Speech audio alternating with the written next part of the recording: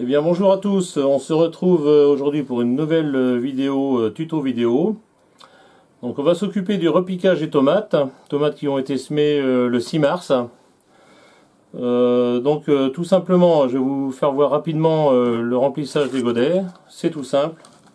Là j'ai fait un mélange de terreau, un petit peu de tourbe et un engrais libération lente. Là, les petites choses que vous voyez ici, c'est du mica expansé, c'était de la vermiculite que j'ai mis lors du semis. Voilà, si vous avez suivi les autres vidéos de semis, c'était déjà expliqué. Donc le remplissage, tout simplement, on remplit sans trop tasser.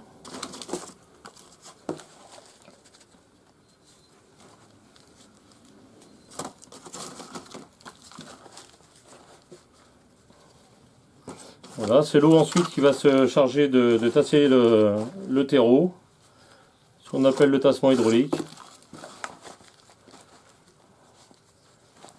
Voilà. Sinon, les tomates en elles-mêmes, voilà à quoi elles ressemblent. Donc les tomates, on les prend toujours par les feuilles et jamais par la tige. Comme vous le savez peut-être, les poils qui se situent sur la tige vont se transformer en racines. C'est pour ça qu'il ne faut pas hésiter à replanter assez creux lors de la plantation en pleine terre. Pour le repiquage, on peut le faire quand les semis ont un peu filé, qu'ils ont un peu manqué d'air et de chaleur. Mais sinon en repiquage, c'est pas forcément indispensable. Voilà, donc moi j'ai cet outil-là qui est très pratique, avec deux grosseurs qui sert à faire les trous de semis et de repiquage. C'est un outil qu'on peut se trouver à peu près partout, c'est parfois vendu avec les petites serres. Voilà, donc on agrandit bien. Et voilà, on va tasser de cette façon-là.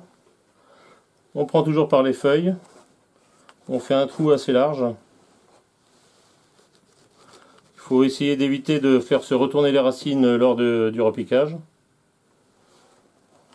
Et toujours aller le plus creux possible pour que les racines se développent bien sur la tige.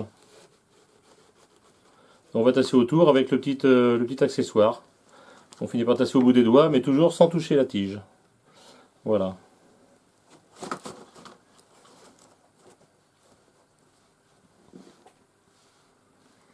Alors il faut absolument éviter que les feuilles lors du repiquage touchent le terreau. Le fait de toucher le terreau, ça amènerait sans doute à développer des maladies assez rapidement. Donc si vous avez repiqué et que les petits, ce qu'on appelle les dicotylédones ici, touchent le terreau, on les supprime carrément, il ne faut pas hésiter. Voilà, ensuite on place ça à la chaleur. Idéalement c'est 18 degrés. Si on n'a pas 18 degrés, on essaie de les protéger un petit peu.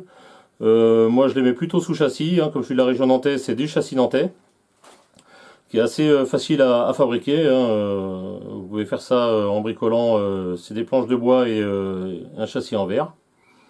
Donc ensuite chaleur, arrosage sans arroser les feuilles, bien sûr. Et voilà, d'ici un petit mois à peu près, ce sera en voie de plantation. Voilà, merci de m'avoir suivi. Vous pouvez vous abonner à la chaîne et si la vidéo vous a plu, eh bien écoutez, n'hésitez pas à laisser un pouce en l'air. Voilà, je vous dis merci de m'avoir suivi et à très bientôt pour une nouvelle vidéo de jardinage.